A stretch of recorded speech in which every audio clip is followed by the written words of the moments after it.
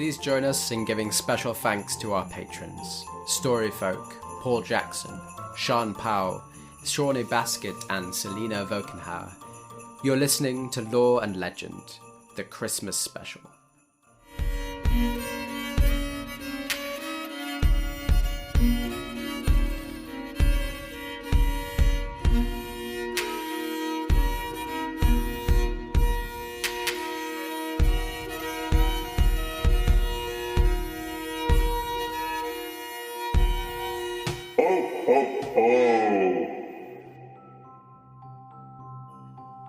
Hello and welcome.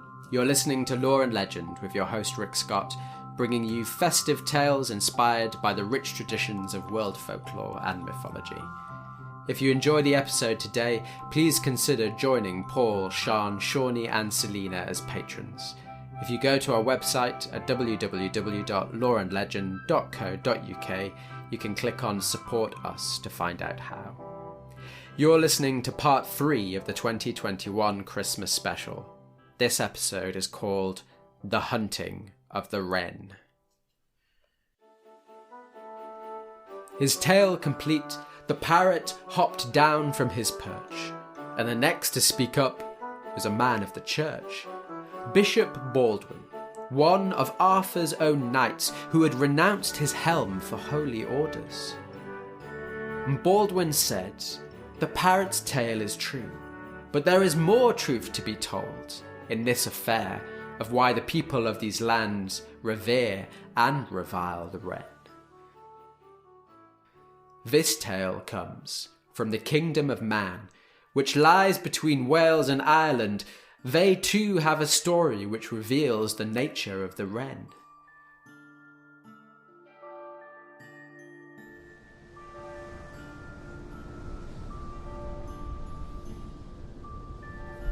For they say that when that famous Saint Maughold came to that isle, it lay still within the power of the fairy folk. From the moment that he stepped upon the northern shore of man, near Ramsey, he was met by the friars of that isle, and they helped this desperate man, who was emaciated from lack of food or drink, and who carried everywhere on his back the coracle in which he had washed onto the shore, and to which he was manacled by a chain at his foot. And when they had nursed him back to health, Maughold told the other friars of the island that it was in his heart to travel all over the island, testifying to the power of Christ and calling all who would listen towards salvation. But Germanus, the leader of the friars in that place, shook his head and told him that although some had heeded the call of Christ, the Isle of Man was still a cursed place overrun by fairies.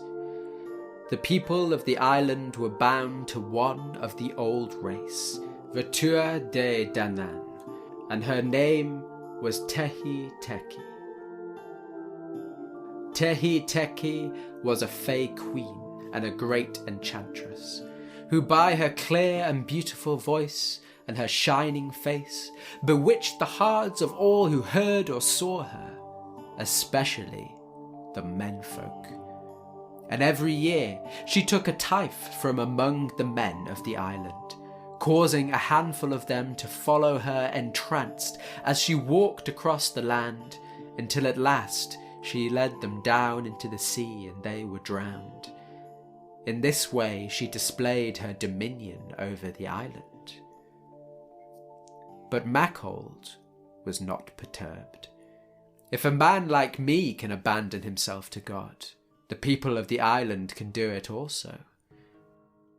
And so Maughold went out amongst the people, preaching.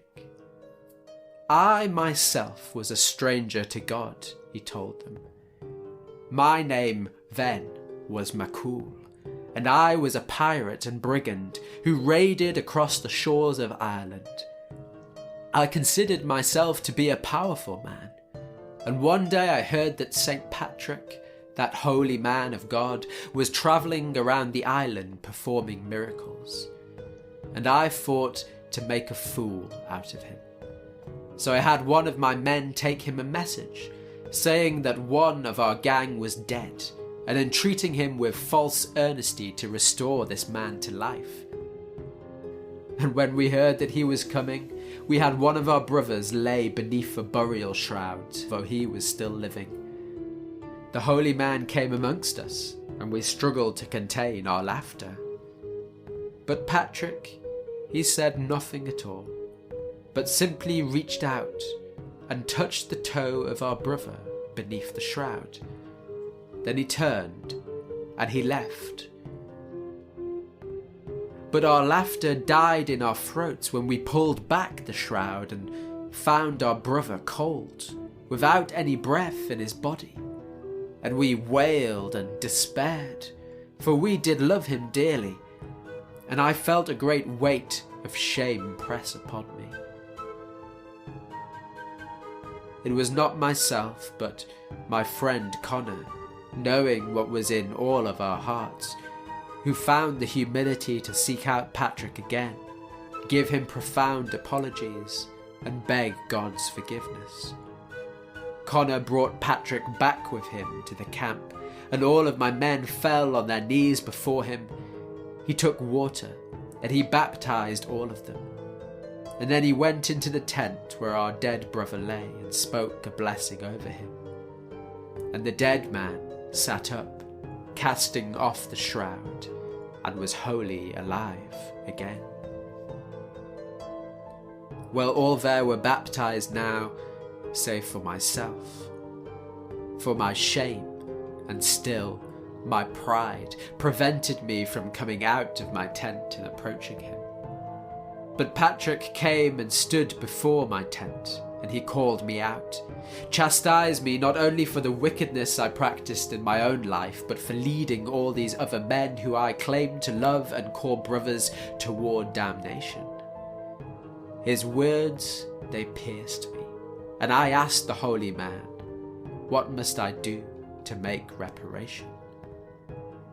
You must give up everything that you have, he said, and throw yourself upon God's mercy. And Patrick baptized me, and told me that my name now was not Maughold, but Maughold. And then he had a chain brought, and a coracle that was made from wicker. And he fixed one end of the chain by a padlock to my foot, and the other end to the boat. And he took the key to that padlock, and he threw it into the river Boyne, saying to me that I must never loose the chain until the key was found and brought to me. And I laid down in that boat, and I let myself be washed out to sea. I drifted for days and nights, thinking that God had surely forsaken me and that I was destined to die, until I was washed ashore on the headland of this isle. And I knew that God had given me a purpose, to serve him and share his mercy with you, so that you might know the same joy and gratitude that lives every day in my heart. And so listen to me when I say, you are all of you better off with God. This woman whom you worship, Tehi Tegi, is a wicked spirit, a witch. Her voice is enchanting to hear, yet it betrays the righteous and the good. It is like this.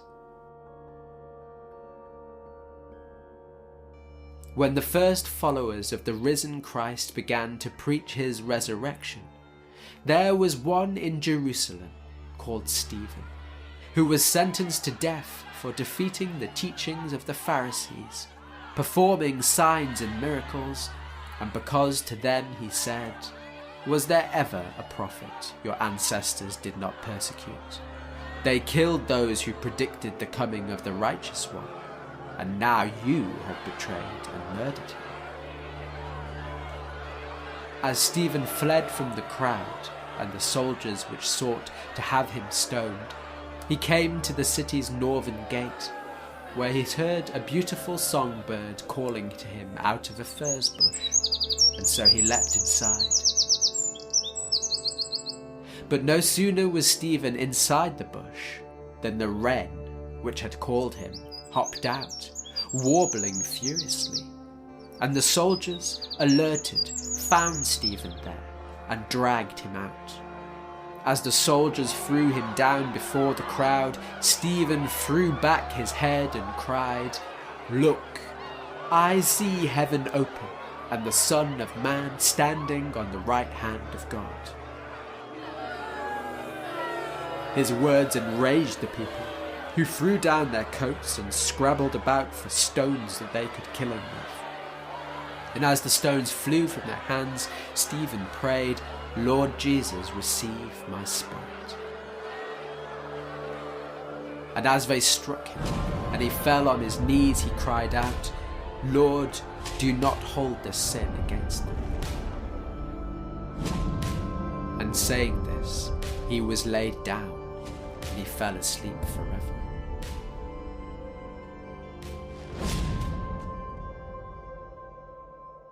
So it is with Tehi Tegi. She is like the wren, which sings so beautifully, who has such cunning wiles, but a coward's heart.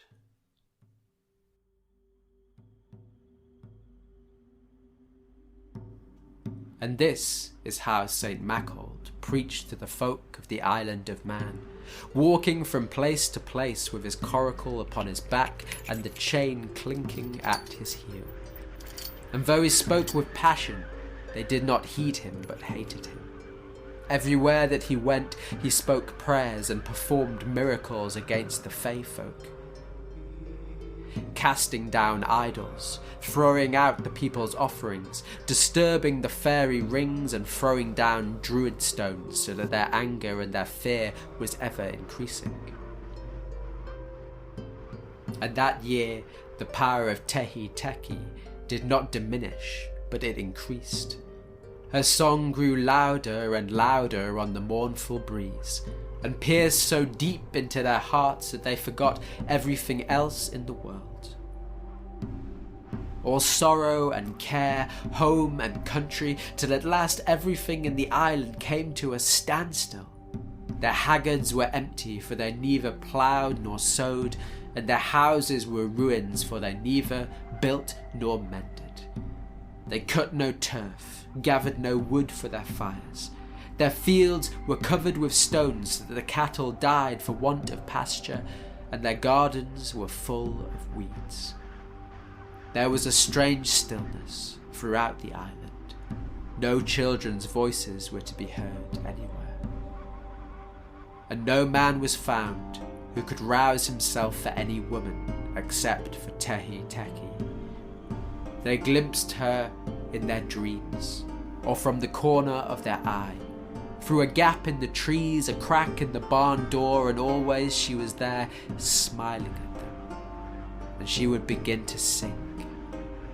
They would try to follow her, and she allowed it, firing each one with the conviction that she would choose them from amongst all others to be her lover. And this continued until it came the day when Tehi Tegi took her tithe, and on the far horizon she appeared on a milk-white horse, shod with shoes of gold, with bit of gold and bridle set with jewels, with a saddle of mother of pearl and a saddlecloth of blue. Tehi Tegi mounted, and the waves of her golden hair flowed down over her dress of shining white. She rode, and took her way under shady trees and through grassy lanes, where bluebells and primroses grew as thick as the grass, and the hedges were yellow with gorse. She went on by fields covered with stones, which were once fine cornland, and on she went by lonely little dwellings, whose roofs had sunk in on the hearth, and then by spots where houses once had been, but now were marked only by jenny nettles or an old rowan tree.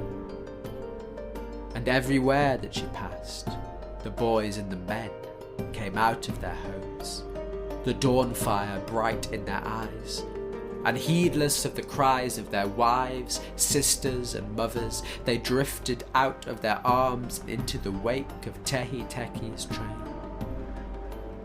It was not just a few this time. It was all. In swelling numbers they gathered behind her horse, till there were 600 men or more.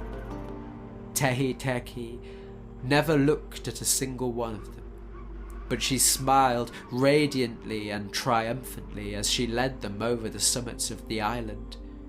Her way mounted upwards, amongst hills shining in the sunlight, and through gills where little streams ran down between banks covered with fern and briar and many a flower. And as they walked, thick mists rolled down between the mountains of Jarmine and Moraun. Deep groans were heard from the tombs of the ancient Manx kings, even as the wind swelled with the blistering beauty of Tehi Tegi's voice. The sky above grew heavy and pregnant with her words, and eagles, kites, and cormorants burst from the clouds to swoop and circle and voice fatal warning cries.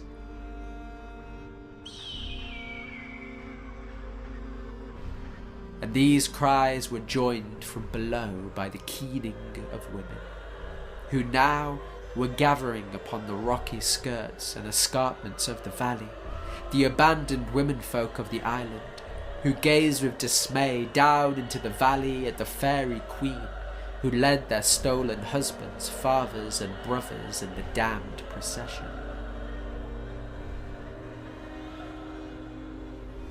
And neither river nor brook impeded the course of Tehi Tegi, and she led them all to the side of the swift river that ran between those hills, the Arwin Du, or Dark River, and her white palfrey forded or swam those waters, eagerly pursued by the crowd of her reckless lovers. Beneath their feet the waters seemed as clear as glass and as smooth as snow. As heedless of their safety, they followed her over the banks and into the heart of the river.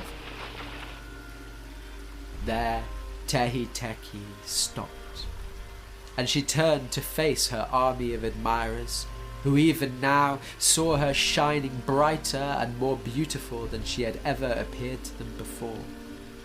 All of them were staring towards her, and yet their eyes were blind and unseeing. All, that is, except one man. One man had followed her, but he was not entranced, and he stood staring at the enchantress with a grim and sober countenance. This man was dressed austerely in a sackcloth and a cloak, and the wicker coracle he carried on his back was chained to his foot. It was Maughold, the only man on the island whom the Fey Queen had not bewitched.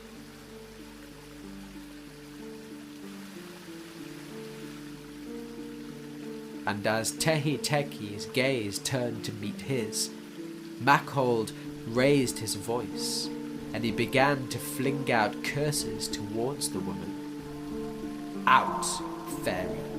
I know what you are. A witch, an enchantress, a sorcerer. Your magic has no strength against the power of Almighty God." And Maughold spoke his own charms, the Latin of the Mass, and as their power rung out, the binding of Tehi Tegi's glamour began to weaken. The men around him began to gasp, blinking their eyes like those who had just been shaken out of sleep. Yet Tehi Tegi showed no rage, and she took no fright. Instead she smiled, and she raised her hand, and in an instant the wind rose, and the sky filled with clouds, and the waters of the river reared up in a great and tumultuous wave, which crashed down upon the heads of the 600 men, sweeping them away. Tehi Tegi was untouched, the surging water a venomous cyclone around the place where she stood, atop her milk-white palfrey.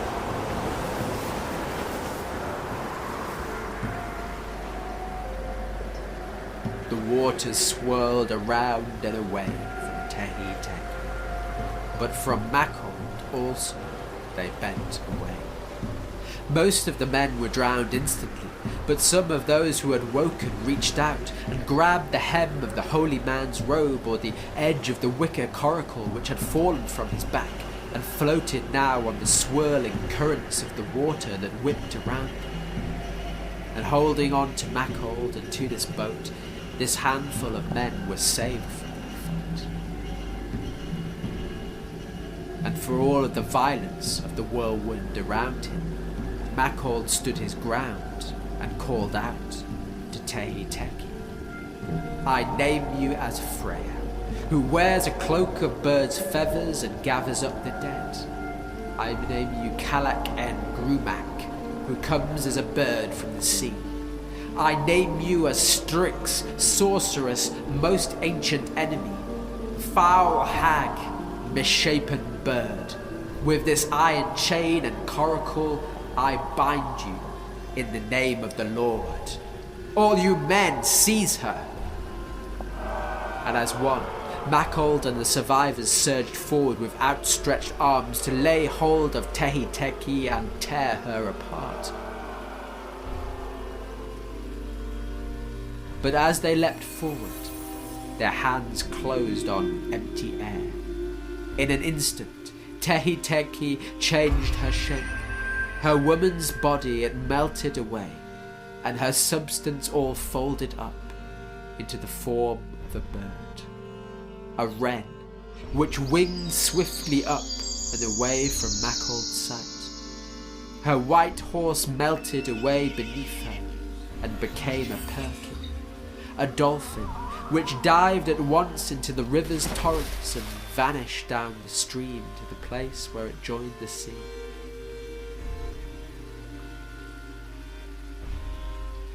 The Fairy Queen was gone, and to this day they say that the people on the Isle of Man despise this bird, the wren, yet fear to destroy it, lest some calamity befall the person and his family who finally destroy the queen and end her reign there.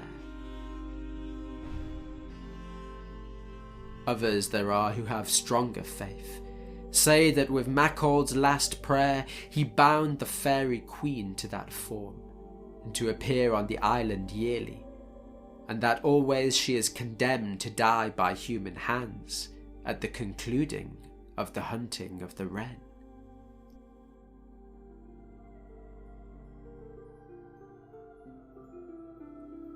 Saint Maughold, meanwhile, returned to the chapel near Ramsey, where he was received by the friars once again, and he served with them as a shepherd to the people of the island for many years, grew so beloved of them that when the time came to choose a successor to Germanus, all were unanimous that it should be Maughold.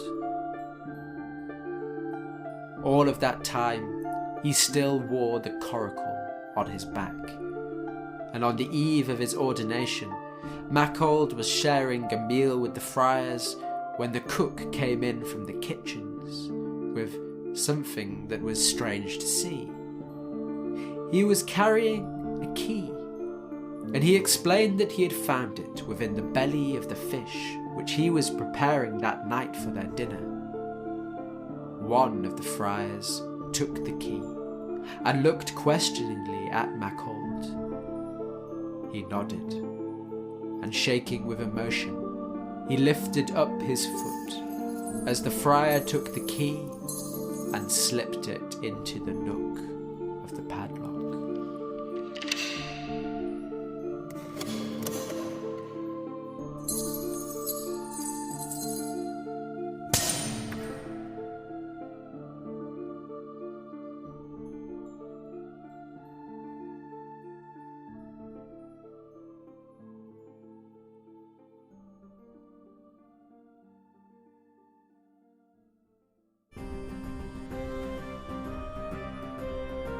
King Arthur was satisfied that the tales that they had heard of noble Sir Cleges and the hunting of the Wren provided worthy examples for his knights and his court. And so Arthur smiled broadly and told Sir Kay to ring the bell. "Feast and be merry," he declared. "Have no fear. It is true no wondrous deed has yet reared its head here, but I've faith that one should find us, if we do not look too hard. By God's grace, some wonder shall come to us here in this hall." Not least, he thought, the great and golden wonders of the gifts, which were coming from the tower, and which would be liberally distributed to all who shared his table on this Christmas day. But as he smiled on the hall and all his gathered guests, Sir Kay came to his side and whispered in his ear, and his face changed all at once from cheer to consternation. He raised his eyes, and as he looked up, Sir Gawain was approaching down the length of the hall. The knight had a great iron cauldron clasped between his arms. He brought it to the edge of the king's high table, and blushing, bowed before the king, and then he lowered it at his feet. While King Arthur looked down into the cauldron, and what he saw inside caused his face to flush red with passion. "What," he cried, "is the meaning of this?" You've been listening to the Lore and Legend Christmas Specials, Part 3, The Hunting of the Wren. Your storyteller today was Rick Scott. The theme tune was composed and performed by Robert Bentel, with additional music by Caleb Hennessey and Derek and Brendan Feichter, and additional music and sound effects from the community at freesound.org. To find out the folklore behind this tale, visit us at www.loreandlegend.co.uk. This episode of Lore and Legend comes to you thanks to the contributions of our Patreon subscribers: Storyfolk Paul Jackson, Sean Powell, Shawnee Basket and Selena Vokenhauer. Thanks to them for their generosity and their enthusiasm for our stories. This festive season, please consider joining our Storyfolk in supporting the podcast in the new year. For more details, visit our website and click on Support Us. A Merry Christmas to all of you beautiful Storyfolk. Thank you for listening. You can join us tomorrow to hear the final part of our tale from Camelot and the Christmas court of King Arthur.